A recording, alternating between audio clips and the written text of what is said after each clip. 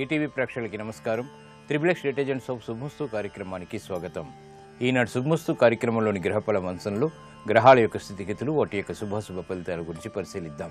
అలాగే రోజు 12 రాసుల వారికి ఏ సంఖ్యలు కలిసి వస్తాయి, రంగుల యొక్క ప్రాధాన్యత, ఏ దేవతల్ని పూజించాలి, ఎటువంటి దేవతా స్తుతులు పఠించాలి, ముఖ్యంగా ఈరోజు 12 రాసుల వారు చేపట్టవలసినటువంటి కార్యక్రమాలు ఏమిటో కూడా పరిశీలిద్దాం. ముందుగా నేటి పంచాంగ వివరాలు. శ్రీ మన్మథనామ సంవత్సరం చైత్రమాసం, ఉత్తరాయణం, వసంత ఋతువు. ఈరోజు చైత్ర శుద్ధ ఏకాదశి, దీన్నే కామద ఏకాదశి అంటాం. ఈరోజు ఈ వ్రతాన్ని ఆచరించడం ద్వారా సమస్త కోరికలు నెరవేరుతాయి. ఇది ఈ ఏకాదశి యొక్క ప్రత్యేకత. ఈరోజు వారం జయవారం లేదా మంగళవారం. ఈ మంగళవారం నాడు సుబ్రహ్మణ్య స్వామి యొక్క అభిషేకం ద్వారా రుణ బాధల్ని పోగొట్టుకోవచ్చు. అలాగే ఈరోజు చేసేటువంటి సుబ్రహ్మణ్య స్వామి యొక్క పూజాది కార్యక్రమాలు, అలాగే ఎర్రటి పుష్పాలతో కూడినటువంటి పూజలు మానసిక ప్రశాంతతని పెంచుతుంది, ఆర్థిక వ్యవహారాల్లో ఏర్పడినటువంటి ఇబ్బందుల్ని తొలగిస్తుంది. ఇక ఈరోజు నక్షత్రం ఆశ్లేష నక్షత్రం. ఈ ఆశ్లేష నక్షత్రంలో ఈరోజు పుట్టేటువంటి వారికి శాంతి తప్పనిసరి. ఈ ఆశ్లేష నక్షత్రంలో పుట్టేటువంటి వారికి బుధ మహాదశతోటి ప్రారంభమవుతుంది. ప్రస్తుతం బుధుడు యొక్క స్థితి మీనక్షేత్ర స్థితి, శత్రుక్షేత్ర స్థితి, అలాగే నీచ స్థితి కూడా. కాబట్టి ఇది ప్రతికూల ప్రభావాలను చూపిస్తుంది. ఈ దోష నివృత్తికి విష్ణు సహస్రనామం, పెసలదానం బాగా సహకరిస్తాయి. ఇక గ్రహాల యొక్క స్థితిగతులను కనుక పరిశీలించినట్టయితే గురుచంద్రుల యొక్క కలయిక కర్కాటక క్షేత్రంలో ఉత్తమమైనటువంటి గజకేసరి యోగాన్ని కలిగిస్తుంది. ఇక కుజుడు యొక్క స్థితి స్వక్షేత్ర స్థితి, మేషక్షేత్ర స్థితి, మూల త్రికోణ స్థితి, శని యొక్క శత్రుక్షేత్ర స్థితి, బుధుడు యొక్క నీచ స్థితి, రాహువు యొక్క స్థితి కన్యాక్షేత్రంలో, కేతువు యొక్క స్థితి మీనక్షేత్రంలో, రవి యొక్క యుతి కూడా ఉంది. ఇది ఈరోజు ఉన్నటువంటి గ్రహాల యొక్క స్థితిగతులు. ఇక ఈరోజు 12 రాసుల వారికి ఏర్పడేటువంటి శుభాశుభ ఫలితాలను పరిశీలిద్దాం. ముందుగా మేషరాశి. ఈరోజు మేషరాశి వారిని పరిశీలించినట్టయితే వ్యవహారాల్లో ఏర్పడినటువంటి సమస్యలకు పరిష్కారాలకే అన్వేషించగలుగుతారు. శారీరక శ్రమ అధికంగా ఉంటుంది, ఖర్చులు ఉక్కిరిబిక్కిరి చేస్తాయి.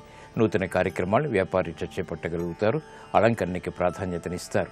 నూతన వ్యవహారాలు విద్యాపరంగా కలిసి వస్తాయి.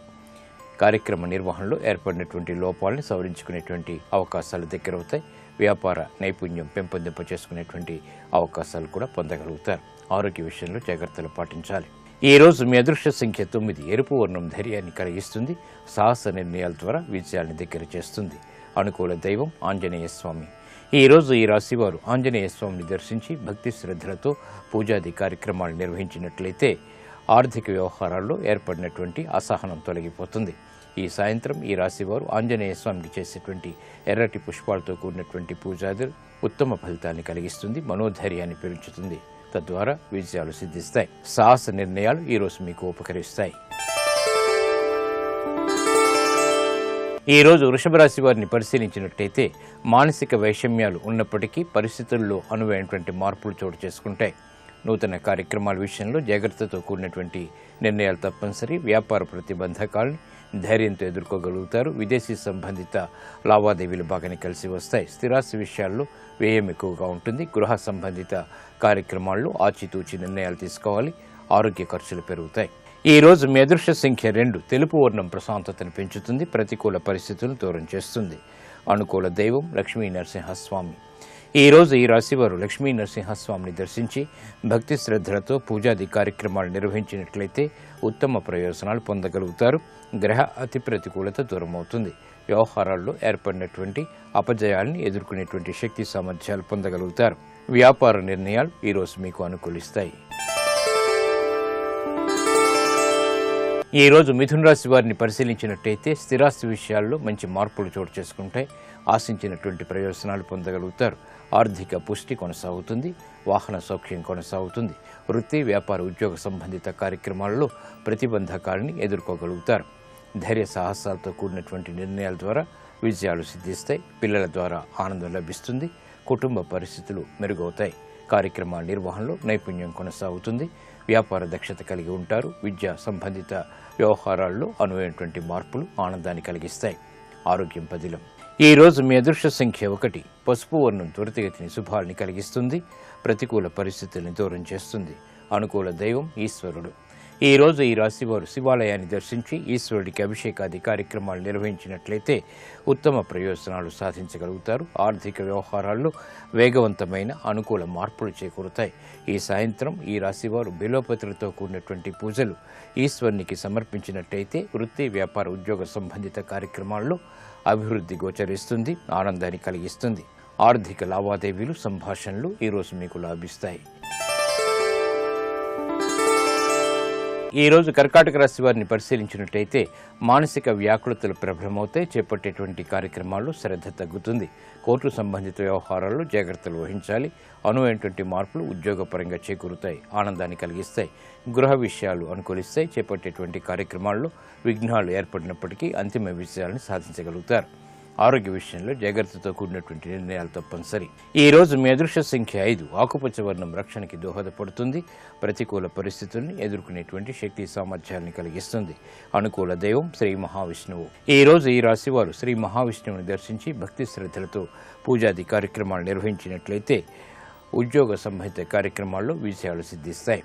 ఈ రోజు ఈ రాశి వారు విష్ణు సహస్రనామాన్ని భక్తి శ్రద్ధలతో పఠించినట్లయితే వ్యవహారాల్లో చుక్కెదురు పరిస్థితుల్ని అధిగమించగలుగుతారు. విద్యా ప్రయత్నాలు ఈరోజు మీకు లాభిస్తాయి.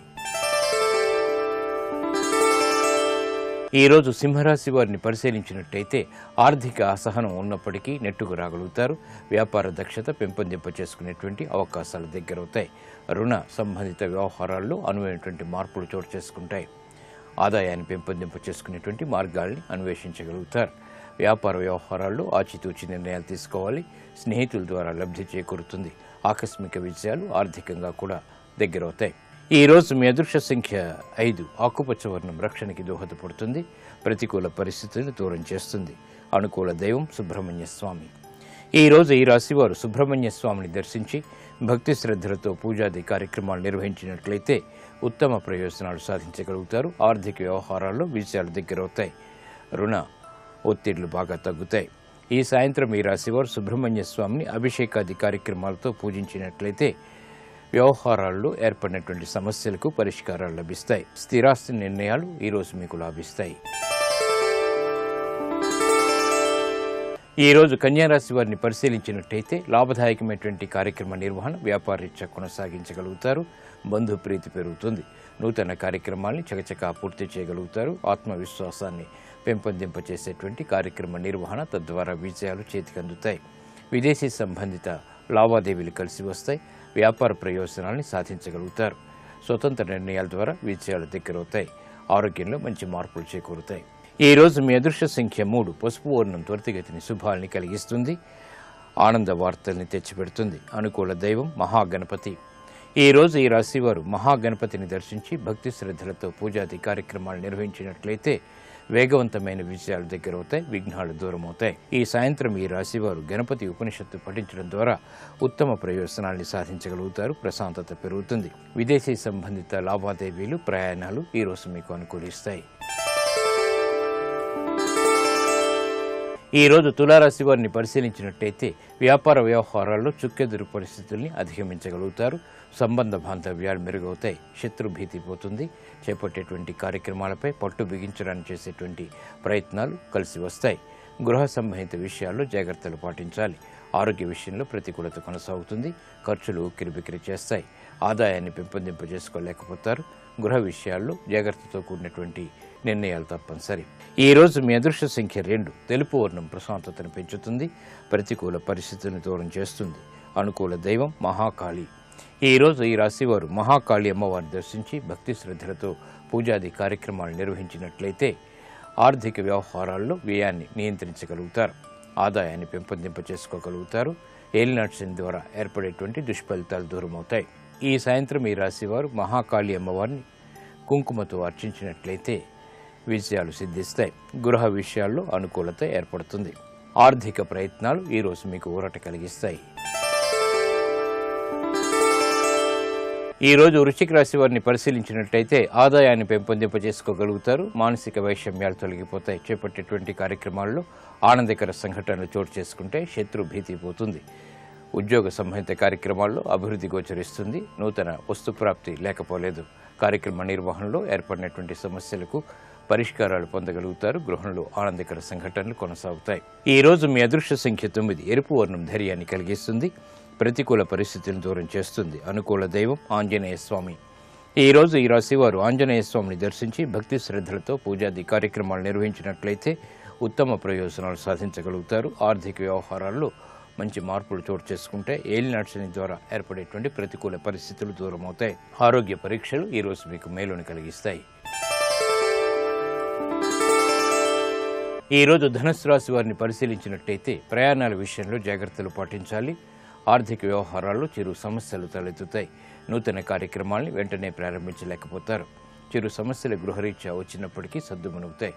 కార్యక్రమ నిర్వహణలో ఏర్పడినటువంటి సమస్యలు జటిలమవుతాయి. వృత్తి, వ్యాపార, ఉద్యోగ సంబంధిత కార్యక్రమాల్లో జాగ్రత్తతో కూడినటువంటి నిర్ణయాలు తప్పనిసరి. ఆరోగ్య ప్రతికూలత కొనసాగుతుంది. వ్యయం పెరుగుతుంది. ఆదాయం తగ్గుతుంది. ఈ రోజు మీ అదృష్ట సంఖ్య 3. పసుపు వర్ణం త్వరితగతిని శుభాల్ని కలిగిస్తుంది. శుభవార్తల్ని దగ్గర చేస్తుంది. అనుకూల దైవం దక్షిణామూర్తి. ఈ రోజు ఈ రాశి వారు శ్రీ దక్షిణామూర్తిని దర్శించి భక్తి శ్రద్ధలతో పూజాది కార్యక్రమాలు నిర్వహించినట్లయితే ఆలోచన సంపత్తి పెరుగుతుంది. తద్వారా విజయాలు దగ్గరవుతాయి. ఈ రోజు ఈ సాయంత్రం దక్షిణామూర్తికి చేసేటువంటి తెల్లటి పుష్పాలతో కూడినటువంటి పూజాది కార్యక్రమాలు ఆర్థిక వ్యవహారాల్లో ఏర్పడినటువంటి అసంతృప్తి సంఘటనని దూరం చేస్తుంది. రుణ ప్రయత్నాలు ఈ రోజు మీకు అనుకూలిస్తాయి. ఈ రోజు మకర రాశి వారిని పరిశీలించినట్టయితే వ్యవహారాల్లో చుక్కెదురు పరిస్థితుల్ని అధిగమించగలుగుతారు. కార్యక్రమ నిర్వహణలో ఏర్పడినటువంటి సమస్యలకు పరిష్కారాలు పొందగలుగుతారు. వ్యాపార దక్షత పెరుగుతుంది. నూతన స్నేహాల ద్వారా లబ్ధి చేకూరుతుంది. నూతన కార్యక్రమాలను గృహరీత్యా చేపట్టగలుగుతారు. శుభవార్తలు వింటారు. సంబంధ బాంధవ్యాలు మెరుగవుతాయి. ఆరోగ్యంలో మంచి మార్పులు చేకూరుతాయి. ఆనందాన్ని కలిగిస్తాయి. ఈ రోజు మీ అదృష్ట సంఖ్య 9. ఎరుపు వర్ణం ధైర్యాన్ని కలిగిస్తుంది. ప్రతికూల పరిస్థితులను దూరం చేస్తుంది. అనుకూల దైవం మహాగణపతి. ఈ రోజు ఈ రాశి వారు మహాగణపతిని దర్శించి భక్తి శ్రద్ధలతో పూజాది కార్యక్రమాలు నిర్వహించడం ద్వారా విఘ్నాలు దూరం అవుతాయి. ఈ సాయంత్రం గణపతి ఉపనిషత్తు పఠించడం ద్వారా ఉత్తమ ప్రయోజనాన్ని సాధించగలుగుతారు. కార్యసిద్ధి ఏర్పడుతుంది. వ్యాపార నిర్ణయాలు ఈ రోజు మీకు లాభిస్తాయి, అనుకూలిస్తాయి. ఈ రోజు కుంభరాశి వారిని పరిశీలించినట్టయితే ఆరోగ్యంలో మంచి మార్పులు చేకూరుతాయి. శుభవార్తలు వింటారు. స్థిరాస్తి విషయాల్లో ఏర్పడినటువంటి సమస్యలకు పరిష్కారాలు పొందగలుగుతారు. పిల్లల విషయంలో జాగ్రత్తలు వహించాలి. కోర్టు సంబంధిత వ్యవహారాల్లో చిరు సమస్యలు కొనసాగుతాయి. వ్యాపార నిర్ణయాల విషయంలో ఏర్పడినటువంటి సమస్యలు జటిలమవుతాయి. నూతన కార్యక్రమాలను వృత్తిరీత్యా చేపట్టగలుగుతారు. అయినప్పటికీ అసంతృప్తి సంఘటనలు కూడా వెన్నంటి ఉంటాయి. ఈ రోజు మీ అదృష్ట సంఖ్య 6. తెలుపు వర్ణం ప్రశాంతతను పెంచుతుంది. ప్రతికూల పరిస్థితులను దూరం చేస్తుంది. అనుకూల దైవం శ్రీ మహాలక్ష్మి. ఈ రోజు ఈ రాశివారు శ్రీ మహాలక్ష్మి అమ్మవారిని దర్శించి భక్తి శ్రద్ధలతో పూజాది కార్యక్రమాలు నిర్వహించినట్లయితే ఆర్థిక వ్యవహారాల్లో వేగవంతమైన అనుకూల మార్పులు చేకూరుతాయి. రుణ ఒత్తిళ్లు బాగా తగ్గుతాయి. ఈ సాయంత్రం ఈ రాశివారు శ్రీ సూక్త విధానంతో చేపట్టేటువంటి పూజాది కార్యక్రమాలు సుఖ సంతోషాలను పెంపొందింపచేస్తుంది. గృహ సౌఖ్యం పెరుగుతుంది. ఆర్థిక నిర్ణయాలు ఈ రోజు మీకు లాభిస్తాయి. ఈ రోజు మీనరాశి వారిని పరిశీలించినట్టయితే కార్యక్రమ నిర్వహణలో ఏర్పడినటువంటి సమస్యలకు పరిష్కారాలు పొందగలుగుతారు. ఆనందకర సంఘటనలు వృత్తిరీత్యా చోటు చేసుకుంటే విద్యా సంబంధిత ప్రయత్నాలు ఫలిస్తాయి. ఉద్యోగ ప్రయత్నాల్లో మంచి మార్పులు చేకూరుతాయి. ఆనందాన్ని కలిగిస్తాయి. అభివృద్ధికే చేపట్టేటువంటి కార్యక్రమాలు కలిసి వస్తాయి. విదేశీ సంబంధ బాంధవ్యాలు మెరుగవుతాయి. నూతన కార్యక్రమాలను చకచకా పూర్తి చేయగలుగుతారు. ఆత్మవిశ్వాసం పెరుగుతుంది. ఈ రోజు మీ అదృష్ట సంఖ్య 3. తెలుపు వర్ణం ప్రశాంతతను పెంచుతుంది. ప్రతికూల పరిస్థితులను దూరం చేస్తుంది. అనుకూల దైవం శ్రీ వెంకటేశ్వర స్వామి. ఈ రోజు ఈ రాశివారు శ్రీ వెంకటేశ్వర స్వామిని దర్శించి భక్తి శ్రద్ధలతో పూజాది కార్యక్రమాలు నిర్వహించినట్లయితే ఆర్థిక వ్యవహారాల్లో అనువైనటువంటి మార్పులు చేకూరుతాయి. ఆనందాన్ని కలిగిస్తాయి. ఆర్థిక ప్రయత్నాలు, లావాదేవీలు, సంభాషణలు ఈ రోజు మీకు లాభిస్తాయి.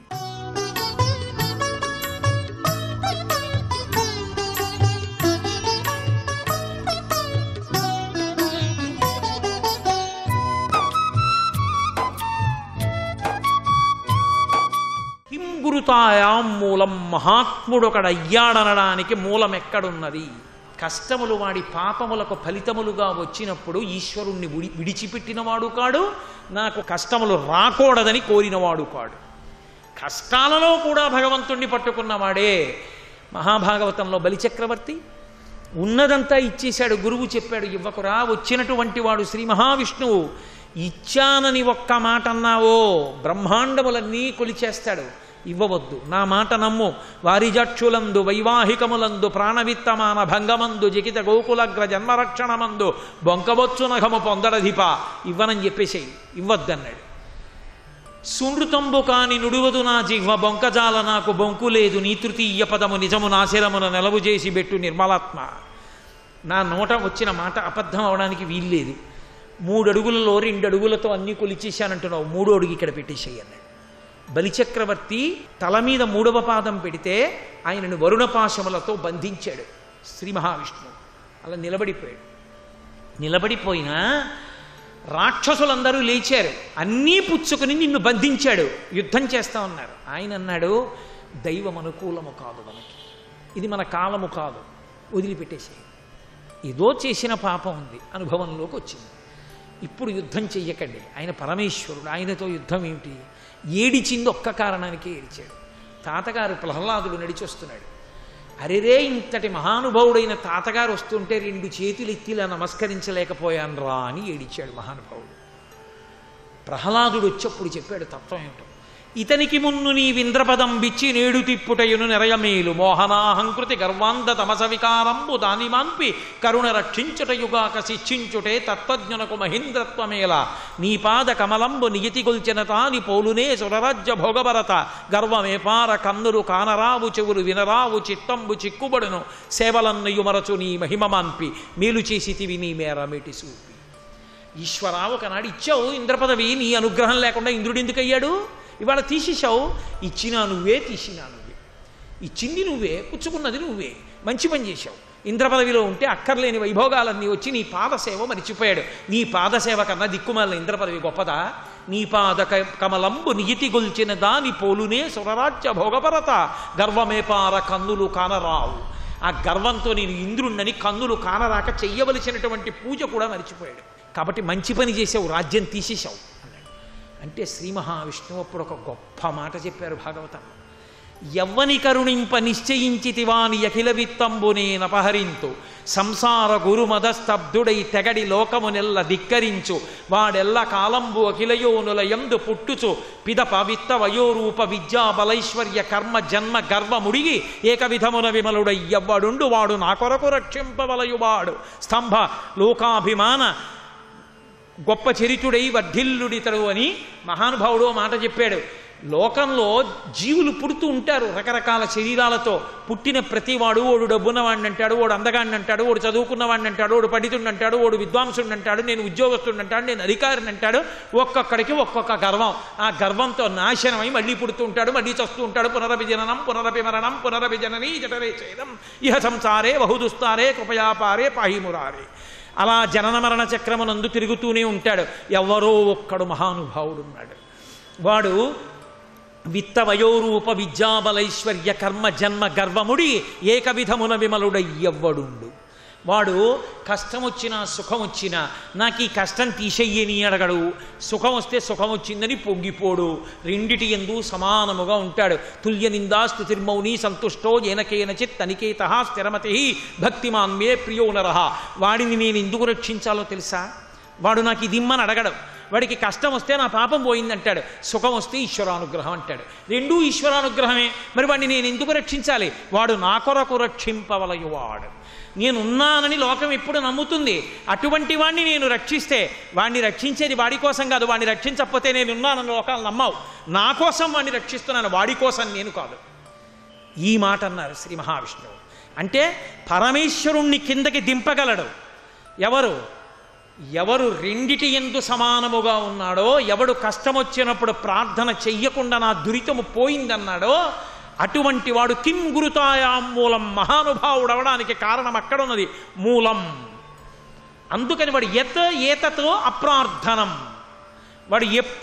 వాడు ప్రార్థన చెయ్యడు. అంటే ప్రార్థన చెయ్యడంటే పూజ చెయ్యడని కాదు, స్తోత్రం చెయ్యడని కాదు. వాడు కష్టం వచ్చినప్పుడు కూడా సంతోషంగా ప్రార్థన చేస్తాడు. ఈశ్వరా, నా పాపం పోగొట్టేశావయ్యా, ఎంత సంతోషం అంటాడు. కాబట్టి కష్టం వచ్చినా సుఖం వచ్చినా రెండిటి యందు భగవంతుడి. కాబట్టి యోగరతో వా భోగరతో వా సంగరతో వా సంగవిహీన యస్య బ్రహ్మణి రమతే చిత్తం నందతి నందతి నందచ్చేవా. వాడు యోగమనందు భోగమనందు కూడా పరమేశ్వరుడి పాదారవిందముల యందు రమిస్తూ పొంగిపోతూ ఉంటాడంతే. అలా పొంగిపోగలిగినటువంటి హృదయముతో ఉన్నవాడు పాడవకుండా రక్షించవలసినటువంటి కర్తవ్యము నాది. వాడిని నా కొరకు రక్షింపవలయువాడు, నా కోసం రక్షిస్తున్నాను, వాడి కోసం కాదు. అందుకని మహాత్ములయ్యారు. ఏ మహాత్ముడి చరిత్రగా మీరు చెప్పుకోండి, ఎవరి కథ చూడండి, మీకు రామాయణం భారతం భాగవతంలోంచి నేను కొన్ని ఉదాహరణలు చూపించాను. వాళ్ళందరూ ఈశ్వరుడు దురితములకు ఫలితములు ఇచ్చినప్పుడు మాకు ఇదొద్దు ఈశ్వర, మాకు సుఖమే కావాలని అడిగిన వారు కారు. ఓర్పుతో కష్టమును తట్టుకున్నవారే. అది భగవద్భక్తి. అంతటి భీష్ముడు, అంతటి మహానుభావుడు జీవితాంతం రంపపు కోత అనుభవించాడు. ఎంత కష్టం చెప్పుకోవడానికి ఎవరూ లేరు. ఆఖరికి ఒక తాతని మనవలందరూ వెళ్ళి అడిగారు. యుద్ధ భూమిలో శిబిరంలోకి వెళ్ళి, తాత ఎలా చచ్చిపోతావు అని అడిగారు. ఇన్నాళ్ళు వంశాన్ని వృద్ధిలోకి తీసుకొస్తే ఆయనకి మిగిలింది అది. బాణాలతో ఉన్నటువంటి పంజరం మీద పడుకొని రక్తం ఊడిపోతే శాంతి పర్వంలో మహాభారతంలో అన్ని విషయాలు అర్జునుడికి, పాండవులకి, ధర్మరాజుకి చెప్పి కృష్ణ పరమాత్మ వంక చూస్తూ సంతోషపడిపోతూ, ఏమయ్యా నిన్ను నమ్ముకున్నాను, ఇంత అన్యాయం చేశావే, ఇలా పడిపోయానే, ఆ పడిపోయేదేదో ఉత్తరాయణంలో పడిపోయేటట్టు చేయొచ్చు కదయా, నువ్వు తలుచుకుంటే కాలంలో యుద్ధాన్ని అలా మార్పు వచ్చేట్టు చేయలేవా అని అడగలేదు. ఆఖరణ పడిపోతూ కూడా మహానుభావుడు హయరింకాముక ధూళి దూసర పరిన్యస్థాలకోపేతమై వ్రయజాత శ్రమతోజ బిందుగితమై రంజిల్లు నింబోబుతో జయముం పార్థునకిచ్చు వెట్కనని నా శస్త్రాహుతించాలనొచ్చియో బోరించు మహానుభావు మదిలో చింతింతున శ్రాంతమున్నన్నాడు. అర్జునుడి కోసం అంత కష్టపడి గుర్రాల పగ్గాలు పట్టుకుని తోలి ధూళి అంతా మీద పడితే సంతోషపడిపోయినటువంటి ఆ కృష్ణ పరమాత్మ ఉన్నాడే, ఆయన భక్తపరాధీనుడు. నా శరీరం విడిచిపెట్టే సమయంలో నా ఎదురుగుండా నిలబడ్డాడు, ఇంతకన్నా ఏం కావాలన్నాడు అని పొంగిపోయాడు తప్ప నాకు ఇది ఇవ్వలేదని ఏడవలేదు. ఎవరలా ఏడవలేదో, ఎవరు కష్టం వచ్చినప్పుడు కూడా సహించి తమ దురితము పోయిందన్నారో వారే మహాత్ములు. కిం గురుతాయాం మూలం. ఆయన మహాత్ముడవడానికి కారణం ఎక్కడుంది అంటే, కష్టమునందు భగవంతుని పాదములు విడిచిపెట్టనివాడు, భగవంతుడి పాదములు పట్టుకుని నాకు ఇదే ఈయని నిగ్గదీసినవాడు కానివాడు. అదిగో వాడు మహాత్ముడు. ఆ స్థితికి ప్రయత్నం మొదలుపెట్టు. చేరిపొమ్మని చెప్పగలిగినంత సాహసం నేను చెయ్యలేను, ఎందుకంటే నేనే ఆ స్థితిని పొందలేదు కనుక నేను చెప్పకూడదు. శంకరులు చెప్పింది చెప్పచ్చు, కానీ ఒక ప్రయత్నం. ఏదో చిన్న చిన్న కష్టాలు వచ్చినప్పుడైనా ఒక సాధన చెయ్యడం మొదలు పెడితే నిజానికి అది పరమేశ్వరుణ్ణి చేరుకోవడానికి పెద్ద దారి. ఎందుకో తెలుసా? భక్తితో భగవంతుణ్ణి ప్రార్థన చేసి సాక్షాత్కారింపచేసుకోవడంలో ఆయన భక్తి ఉంది. పరమేశ్వరుడు చాలా బెంగ పెట్టేసుకుంటాట. ఎవరిని చూసో తెలుసా? ఎంత కష్టంలో ఉండి కూడా తన పాదాలు విడిచిపెట్టని వాడిని చూసి ఎంత బెంగ పెట్టుకుంటాడోట ఆయన. నువ్వు ఎప్పుడో తప్పు చేశావురా అని ఇప్పుడు శిక్ష వేసినా కూడా విడిచిపెట్టకుండా పాదములు పట్టుకున్న భక్తుణ్ణి చూసి పరమేశ్వరుడు ఎంత కదిలిపోతాడు. అది గింకురుతాయాం మూలం. నువ్వు గొప్పవాడి అవ్వడానికి కారణం అక్కడుంది, పరమేశ్వరుడి పాదాలు వదలడంలో లేదు. నువ్వు చేసుకున్న తప్పుకేగా కష్టం వచ్చింది. సనాతన ధర్మమునందరి సిద్ధాంతంగా పునర్జన్మ కర్మఫలం. కాబట్టి పరమేశ్వరుని పాదములను విడిచిపెట్టడం ఎన్నడూ చెయ్యకు. దురితం వచ్చిన నాడు అనుభవించేయడం ప్రారంభం చెయ్యి. పరమేశ్వరుడు కూడా దగ్గరికి చేర్చుకుంటాడు. ఇది శంకర భగవత్పాదుల యొక్క హృదయం. కిం గురుతాయాం మూలం అంటే ఎత్ ఏతత్, ఏ కారణమునకు కూడా. ఎత్ ఏతత్ రెండు శబ్దాలు సంస్కృతంలో. ఏతత్ ఫలం సర్వం శ్రీ ఉమామహేశ్వర పరబ్రహ్మార్పణమస్తు. ఏతత్ ఫలం అంటే, ఏతత్ అన్న మాటకు అర్థం ఏంటంటే కారణము ఏదైనదో ఆ కారణము వలన అని, అంటే దానికి ముందు ఏం చేశావో దానికి అని. ఎత్ ఏతత్, ఏ కారణమునందు కూడా అని అన్వయం చేసుకోవలసి ఉంటుంది. అప్రార్థనం నామం. నామం అంటే స్థిరీకరించుట అని. నామం అంటే పేరుని కాదు అక్కడ అర్థం. నామము అంటే స్థిరీకరింపబడి చెప్పబడుచున్నది అని. కాబట్టి ఎత్ ఏతత్ అప్రార్థనం నామం. ఏ కారణమునకు ఇక నాకు ఇది ఇలా నన్ను కష్టపెట్టవద్దని అడగకుండా ఓర్చుకున్నవాడెవడో వాడే లోకమునందు పూజనీయుడయ్యాడు, గొప్పవాడయ్యాడు. అది గురుతాయాం మూలం అని శంకర భగవత్పాదులు మెల్లిమెల్లిగా ఒక్కొక్క మెట్టు ఎక్కిస్తూ తన చేత్తో పట్టుకుని మనవణ్ణి పైకి ఎక్కించిన తాతలా ఒక్కొక్కటి ప్రశ్నల రూపంలో జవాబుల రూపంలో చెప్తూ మన మనసుని భగవంతుడి వైపుకి తిప్పి జన్మ సార్థకత పొందేటట్టుగా 65 శ్లోకాలలో ఎన్నో ప్రశ్నలు జవాబులు చెప్పారు. శంకర భగవత్పాదులు ఏదైనా ఒక మాట చెప్తే అది ఆత్మోన్నతికారకమై ఉంటుంది. కిం దుఃఖం అసంతోష, సంతోషము లేకుండుట, దుఃఖమనగా బాధ అలా చెప్పలేదు ఆయన. సంతోషము లేకుండుటకు దుఃఖమని పేరు అని వ్యతిరేక కోణంలో ఆవిష్కరించారు. సంతోషము లేకుండుట అన్నప్పుడు సంతోషం అంటే ఏమిటి అంటే, సంతోషము అన్న మాటని మీరు కొంచెం విశాలమైనటువంటి పరిధిలో తీసుకోవలసి ఉంటుంది. సంతోషము అంటే ఏదో ఒక అనుకూలమైనటువంటి సందర్భము తటస్థించిన కారణము చేత మనసు యందు కలిగిన ఉద్వేగము అయితే సంతోషము అని మనం లౌకికంగా అంటాం. ఏదో ఒక ఉదాహరణకి నా మనసు చాలా హాయిగా అనిపించేటట్టుగా ఒక సందర్భం జరిగిందనుకోండి, అది నాకు చాలా అనుకూలము అని నాకు అనిపించింది అనుకోండి. ఒక ఉదాహరణ చెప్పాలంటే, ఇప్పుడు చాలా వేడిగా ఉంది వాతావరణం, చల్లబడింది అనుకోండి, చల్లటి గాలి వచ్చింది, ఎక్కడో దగ్గరలో వర్షం పడిన కారణం చేత నీటి మీద గాలి వస్తోంది, చల్లటి గాలి వేసింది, ఏమంటాం? సుఖంగా ఉందండి అంటాం. సుఖము వేరు, సంతోషము వేరు. సంతోషము అనుకూలమైన పరిస్థితి వలన కలిగినటువంటి ఉద్వేగము అన్న భావనలో తీసుకోకూడదు.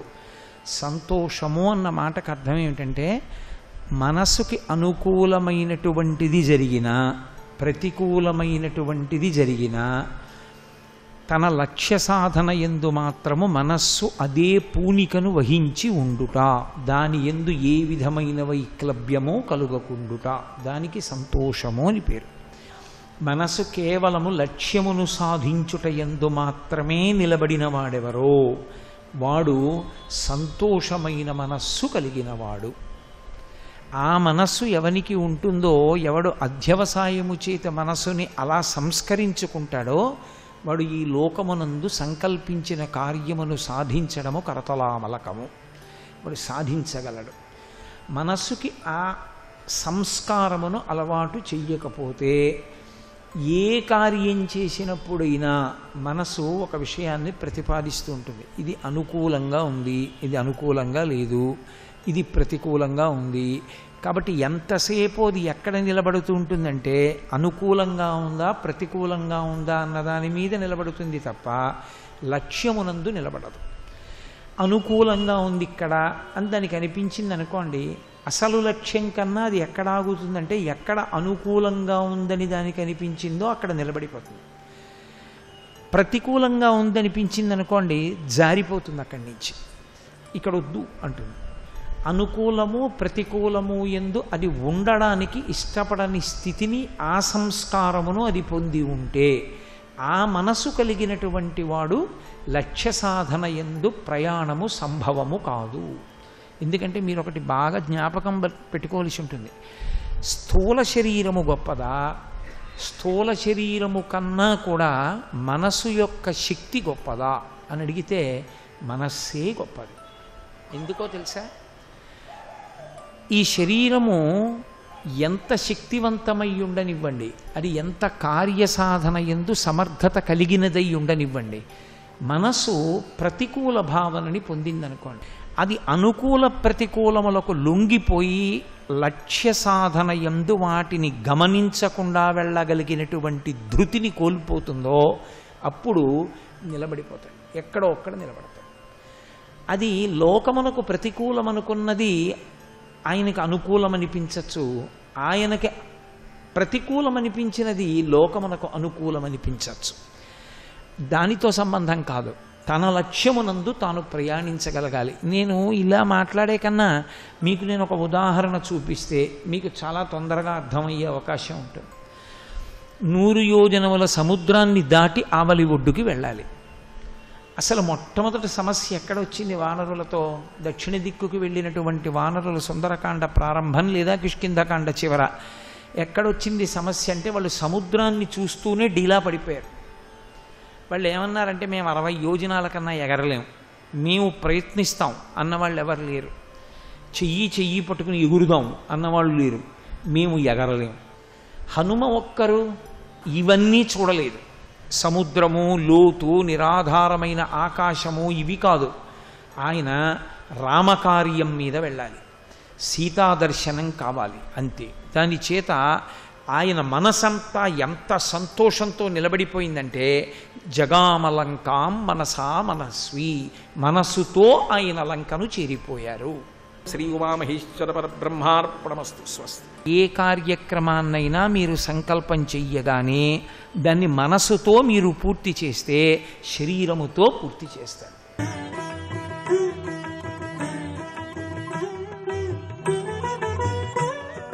త్రిబులెక్స్ డిటర్జెంట్ సోప్ శుభమస్తు కార్యక్రమంలో శుభయోగం శీర్షికకి స్వాగతం. ఈ శీర్షికన ఏ నక్షత్రంలో జన్మించిన వారైనా సరే లక్ష్మీ కటాక్షాన్ని సులభంగా పొందటానికి ఎటువంటి విధి విధానాలను అనుసరించాలో పరిశీలిద్దాం. ప్రతిరోజు స్నానం చేసే నీటిలో ఉసిరికాయ పొడిని కొద్దిగా కలుపుకొని స్నానం చేయటం ద్వారా, లేదా ఉసిరిక రసాన్ని కొద్దిగా నీళ్లలో వేసి స్నానం చేయటం ద్వారా లక్ష్మీదేవి యొక్క అనుగ్రహాన్ని సులభంగా పొందవచ్చు. అలాగే ప్రతి శనివారం నాడు రావి చెట్టు మొదట్లో పాలు, నీళ్లు, నెయ్యి, చక్కెర వీటిని కలిపి పోయటం ద్వారా కూడా గ్రహదోషాలను తొలగింపజేసుకుని లక్ష్మీ కటాక్ష సిద్ధిని సులభంగా పొందవచ్చు. సోమవారం నాడు మారేడు దళం మీద గంధం రాసి నమశివాయ మంత్రాన్ని జపం చేస్తూ పరమేశ్వరుడికి సమర్పించడం ద్వారా కూడా లక్ష్మీదేవి యొక్క అనుగ్రహాన్ని సులభంగా పొందవచ్చు. అలాగే ప్రత్యేకంగా శుక్రవారం నాడు లక్ష్మీదేవిని గులాబీ పూలతో పూజించి బెల్లం పొంగల్ని నివేదించి సుమంగళీ స్త్రీలకు పంచిపెట్టడం ద్వారా, అలాగే శుక్రవారం నాడు నవగ్రహ ఆలయానికి వెళ్ళి శుక్రగ్రహం మీద ఒక గులాబీ రంగు వస్త్రాన్ని కప్పి యాలకులు, లవంగాలు శుక్రగ్రహానికి నివేదించడం ద్వారా కూడా సకల దోషాలను తొలగింపజేసుకుని లక్ష్మీ కటాక్ష సిద్ధిని చాలా సులభంగా పొందవచ్చు. ప్రత్యేకంగా హస్తా నక్షత్రంలో జన్మించిన వాళ్ళు ఎవరైనా సరే లక్ష్మీదేవి యొక్క అనుగ్రహాన్ని సులభంగా పొందటానికి శ్రీకృష్ణ పరమాత్మను ప్రతి నెలలో అష్టమి తిథి నాడు తెల్లటి పుష్పాలతో పూజించి స్వామివారికి మీగడ, వెన్న నివేదన చేయాలి. అలాగే ప్రతి నెలలో అష్టమి తిథి నాడు లేదా బుధవారం నాడు హస్తా నక్షత్రంలో జన్మించిన వాళ్ళు శ్రీకృష్ణ పరమాత్మ ఆలయంలో స్వామికి చందనాన్ని సమర్పించటం ద్వారా కూడా లక్ష్మీ కటాక్ష సిద్ధిని సులభంగా పొందవచ్చు. అదేవిధంగా హస్తా నక్షత్రానికి చిత్తా నక్షత్రం సంపత్తార, అంటే సంపదలు కలిగించే నక్షత్రం చిత్తా నక్షత్రం. అందువల్ల హస్తా నక్షత్రంలో జన్మించిన వాళ్ళు ఎవరైనా సరే ఏ నెలలోనైనా సరే చిత్తా నక్షత్రం ఉన్న రోజు పరమేశ్వరుడికి విభూతి కలిపిన నీళ్లతో అభిషేకం చేయాలి. అలా చేస్తే జాతక చక్రంలో ఉన్న సకల యోగాలు సులభంగా సిద్ధిస్తాయి.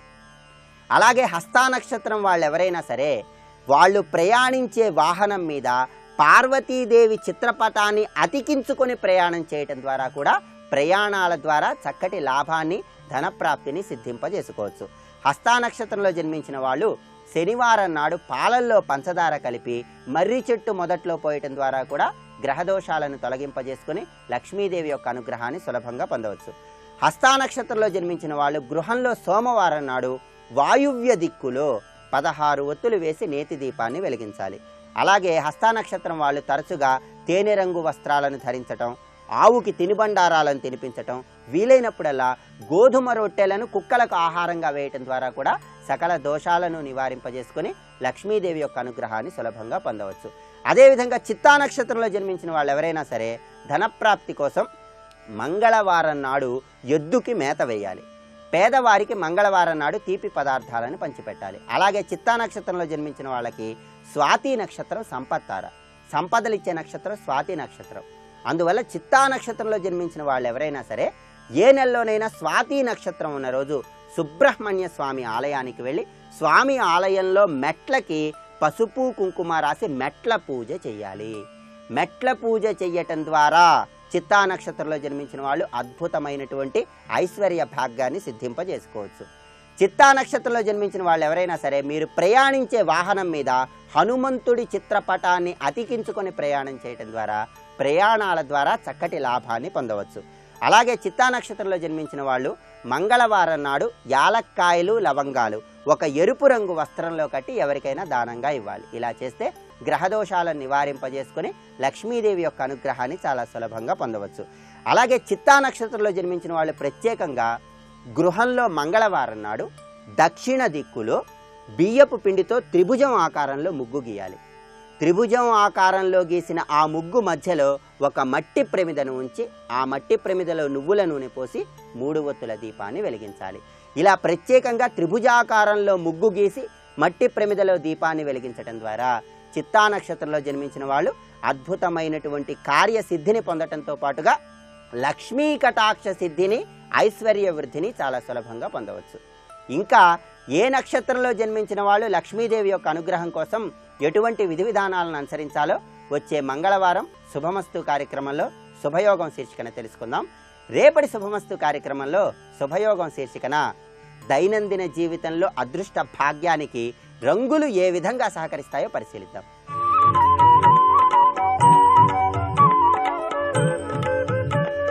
ఈటీవీ ప్రేక్షకులు నమస్కారం. ట్రిపుల్ ఎక్స్ డిటర్జెంట్ సోప్ శుభమస్తు కార్యక్రమంలో నక్షత్ర యోగానికి స్వాగతం.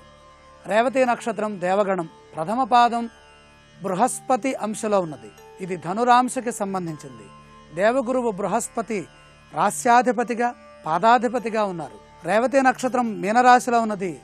రాశికి అధిపతి గురువు. మొదటి పాదం ధనుస్సులో ఉంది. ఇక్కడ కూడా గురువే. విజ్ఞానాన్ని ప్రసాదించే శూరశక్తినిచ్చేటటువంటి గురువు. ఇక్కడ ధైర్య సాహసాలని ప్రదర్శించే గురువు దేవగణం. ఏది ఏమైనప్పటికీ కూడా విజ్ఞాన సంపద అపారంగా ఈ పాదంలో భాసిల్లుతోంది. సంపూర్ణాంగ శుభగ శూర శుచిరర్ధవాన్ పౌష్ణి. శుచి అర్ధవాన్ పౌష్ణి. పరిపూర్ణ అవయవ సౌలభ్యం కలిగి ఉండటం, అందంగా ఉండటం, సర్వజన ప్రియత్వం, రణశూరులై ఉంటారు, పవిత్రులై ఉంటారు, ధనవంతులై ఉంటారు. మానసిక పవిత్రత అపారం. ధర్మాన్ని రక్షించడంలో, జ్ఞానం తెలుసుకోవటంలో శూర లక్షణాలు, శూరత్వాన్ని ప్రదర్శిస్తారు, శూరులై ఉంటారు. అస్య ప్రథమపాదస్య గురుః ధనురాంశః శాస్త్ర తత్వజ్ఞః నీతిమాన్ అదృష్టయోగవాన్ మాని. అదృష్టయోగాల్ని పొందుతారు, నీతిమంతులై ఉంటారు, మాని అభిమానవంతులై ఉంటారు. దేవగురువైనటువంటి బృహస్పతి ధనుస్సులో ఉండటం ద్వారా విద్యాపరమైనటువంటి అభివృద్ధి పరిపూర్ణంగా సిద్ధిస్తుంది. ఏది అనుకుంటారో, ఏది ఆలోచిస్తారో దాన్నే మాట్లాడతారు, అదే చేస్తారు. ధార్మిక చింతన ఈ నక్షత్రంలో ఉన్నది కాబట్టి నక్షత్ర దశానాథుడు బుధుడు కనుక విజ్ఞత అపారంగా ఉంటుంది. విచక్షణతో వ్యవహరిస్తారు. సకాలంలో కార్యనిర్వహణ సామర్థ్యాన్ని పొంది ఉంటారు. ఏ సమయంలో ఏ పని చేయాలో ఆ సమయంలో ఆ పని పూర్తి చేసుకునే అవకాశం ఈ మొదటి పాదంలో అపారంగా కనపడుతోంది. ప్రధానంగా పవిత్రత, శుచి శబ్ద ప్రయోగం వల్ల, బృహస్పతి కటాక్షం వల్ల జ్ఞానము, విజ్ఞానము ఈ రెండూ సంపూర్ణంగా ఉంది. అలాగే బృహస్పతి కటాక్షం ఉంటే గురువరిష్టేతు సంప్రాప్తే గురు పూజాంచకారయేత్ గురుధ్యానం ప్రవక్ష్యామి పుత్రపీడోపశాంతయే. పుత్రపీడ, సంతాన సంబంధమైన దోషములు లేనటువంటి పాదం ఇది.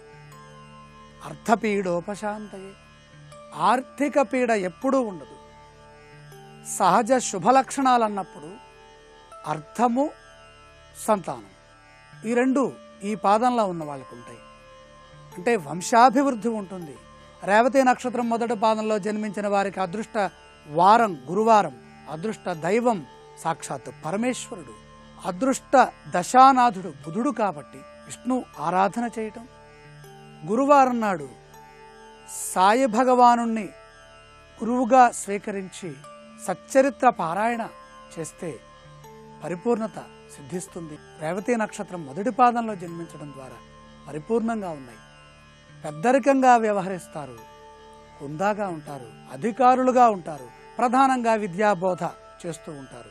నీతి నియమాలు తెలిసినటువంటి వృత్తులలో ప్రవేశించి ఉంటారు. ధార్మిక చింతన పరిపూర్ణంగా ఉన్నది. గురువారం నాడు ఈశ్వరారాధన చేసిన బంగారు రంగు వస్త్రాలను ధరించి పరమేశ్వరారాధన చేస్తే, శుభ కార్యక్రమాల్లో బంగారు వర్ణాన్ని ధరిస్తే, బంగారాన్ని ధరించిన గురు కటాక్షం లభిస్తుంది, శుభాదృష్టవంతులై ఉంటారు. రేపటి శుభమస్తు కార్యక్రమంలో రేవతి నక్షత్రం 2వ పాదంలో జన్మించిన వారి అదృష్టం గురించి పరిశీలన చేద్దాం.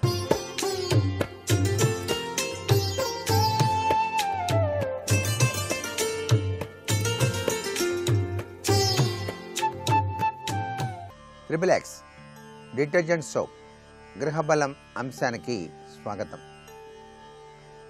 గృహంలో ఎవరికైనా సరే చిన్నపిల్లలకు దిష్టి తగిలినప్పుడు సహజసిద్ధంగా పెద్దవాళ్ళంతా కూడా ఉప్పు తిప్పేయరాదా అని చెప్పేసి అంటూ ఉంటారు. దిష్టి దోషానికి ఇది చాలా బాగా సహకరిస్తుంది. గృహంలో ఉప్పు లేని కూర రుచి అనేటువంటిది ఉండదు. షడ్రుచుల సమ్మేళనంలో మన ఆహార పదార్థాల్లో ఉప్పుకు అత్యధిక ప్రాధాన్యత ఇవ్వడం జరిగింది. వాస్తుశాస్త్రంలో కూడా ఈ ఉప్పు యొక్క ప్రాధాన్యత ఎంతగానో చెప్పారు మన శాస్త్రవేత్తలు.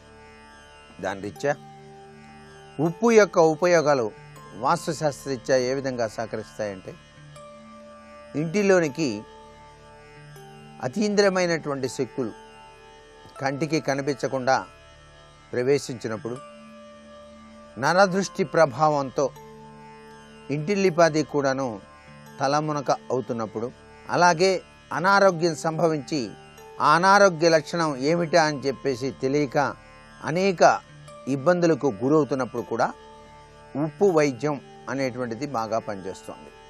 ఏ విధంగా చేయాలి ఈ యొక్క ఉప్పు ఉపయోగం అంటే, మీరు స్నానం చేసేటప్పుడు కూడా ఒక చిటికెడు ఉప్పు నీటిలో వేసుకుని గనక స్నానం చేసినట్లయితే, ప్రతి వ్యక్తికి కూడా ఒక అతీంద్రియమైనటువంటి వలయం ఉంటుంది. ఆ వలయంలో గనక ఏదైనా ఆటుపోట్లు సంభవించినప్పుడే అనారోగ్యం సంభవిస్తుందని శాస్త్రం. కుటుంబ సభ్యులంతా కూడాను వారానికి ఒక్కసారైనా సరే లేక నెలకు ఒక్కసారైనా సరే ఉప్పు నీటిలో ఒక అరచెంచా వేసుకొని, కల్లుప్పు అంటారు, ఆ ఉప్పు వేసుకుని కనుక స్నానం చేసినట్లయితే మీ శారీరక రుగ్మతలు బయటపడటానికి ఆస్కారం అత్యధికంగా ఉంటుంది సుమా అని. అలాగే బాత్రూమ్స్లో నైరుతి మూల తప్పనిసరిగా ఒక గాజు పాత్రలో కల్లుప్పు నిండా వేసి దానిపైన మూత ఉంచి నైరుతి మూల గనక పెట్టినట్లయితే తప్పనిసరిగా ఆ యొక్క బాత్రూమ్స్ నుంచి వచ్చేటువంటి కంటికి కనిపించని అనారోగ్య సమస్యలను ప్రసాదించేటువంటి, అనారోగ్య సమస్యలకు గురి చేసేటువంటి విపత్కర పరిస్థితుల నుంచి రక్షించుకోవడానికి ఈ యొక్క ఉప్పు నైరుతిలో పెట్టడం వలన విశిష్టవంతమైనటువంటి ఆరోగ్య లక్షణాలు వచ్చి తీరుతాయి సుమా అని చెప్పేసి మనకు వాస్తుశాస్త్రం తెలియజేస్తుంది. అంతేకాదు, ఒక వ్యాపార సంస్థలో వ్యాపారం ఉన్నట్టుండి సన్నగిలిన, బాగా సాగుతున్నటువంటి వ్యాపారంలో ఒడిదుడుకులు సంభవించిన, నీటిలో ఉప్పు వేసి ఆ నీటితో ఆ వ్యాపార సంస్థకు సంబంధించినటువంటి బండలు తుడిపించినట్లయితే ఆ యొక్క దోషం పటాపంచలైపోతుంది సుమా అని చెప్పేసి శాస్త్రం. అంతేకాకుండా ఇళ్ళు తుడుచుకునేందుకు వాడేటువంటి నీళ్ల బకెట్లో కాస్త ఉప్పు కలిపి ఆ నీళ్లతోనే గృహిణులు తమ తమ ఇళ్ళన్నీ కూడా, కేవలం వ్యాపార సంస్థలే కాదు, తమ యొక్క ఇళ్ళు కూడాను తుడుచుకోవాలి. ఈ ఉప్పు కలిపినటువంటి నీరు చెడు శక్తిని నాశనం చేస్తుంది. అందుకే పూర్వీకులు మన సనాతన సాంప్రదాయ రీత్యా సంవత్సరానికి 2 సార్లైనా సరే కనీసం సముద్ర స్నానం చేయండియా అన్నారు. సముద్ర స్నానం అనగానే అది ఒక విధంగా భక్తి భావన స్ఫూర్తితో కూడినటువంటిది కాకుండా ఆరోగ్యప్రదమైనటువంటి జీవితానికి కూడా నాంది పలుకుతుంది. సముద్రం దగ్గరికి వెళ్ళి స్నానం ఆచరించేటువంటి వాళ్ళు సముద్రపు ఒడ్డున ధనుస్సు ఆకారం గీయాలి ఇసుకలోనే. అట్లా గీత. ఆ ధనుస్సు ఆకారం గీసిన తర్వాత రాగి చెంబు ఆ ఇసుకలో కూర్చాలి. కూర్చిన తర్వాత కరక్కాయ తీసుకొని సముద్రంలోకి విసిరేసి సముద్ర స్నానం గనక చేసినట్లయితే రామచంద్రమూర్తి యొక్క అనుగ్రహ కటాక్ష వీక్షణాలతో పాటుగా గ్రహ దోషాలు నివృత్తి అవ్వటమే కాకుండా నరఘోష నరదృష్టి కూడాను తొలగింప చేసుకోవటానికి ఆస్కారం అత్యధికంగా ఉంటుంది సుమా. సముద్ర స్నానం చేసిన వెంటనే మరలా మామూలు నీటి స్నానం కూడా చెయ్యాలి. అంతేగాని సముద్ర స్నానం చేశాం కదా పుణ్యమంతా పోతుందేమో మళ్ళీనే మామూలు నీళ్లతో చేస్తే అని చెప్పేసి అనుకోరాదు. సముద్రు దగ్గరికి స్నానం చేసి వెళ్ళాలి ఇంటి దగ్గర. మరలా సముద్ర స్నానం చేసిన తర్వాత మామూలు నీటితో స్నానం చేయాలి. అలా గనక చేసినట్లయితే శతవిధాల గృహ బలానికి కూడా మంచి యోగం సిద్ధిస్తుంది. వాస్తుశాస్త్రరీత్యా మీ ఇంట్లో ఉండేటువంటి కంటికి కనిపించని దోషాలు ఏమైనా ఉన్నట్లయితే అవన్నీ కూడా పటాపంచలైపోవటానికి ఆస్కారం అత్యధికంగా ఉంటుంది సుమా. మాఘ పూర్ణిమ, కార్తీక పూర్ణిమ ఇటువంటి పర్వదినాల్లో కూడాను సముద్ర స్నానం ఆచరించడం వెనకాల దాగిన పరమార్థం ఇది. అటు పుణ్యం, ఇటు పురుషార్థం, ఆరోగ్యం, ఐశ్వర్యం. నరదృష్టి ప్రభావం నుంచి బయటపడటానికి బాగా సహకరించేది ఉప్పు. ఆ ఉప్పుని ఈ విధంగా వాస్తుశాస్త్రంలో కూడా ఉపయోగించుకోవచ్చు. మరికొన్ని ముఖ్య విషయాలు మర్నాడు చెప్పుకుందామా మరి. సర్వే జనా సుఖినో భవంతు.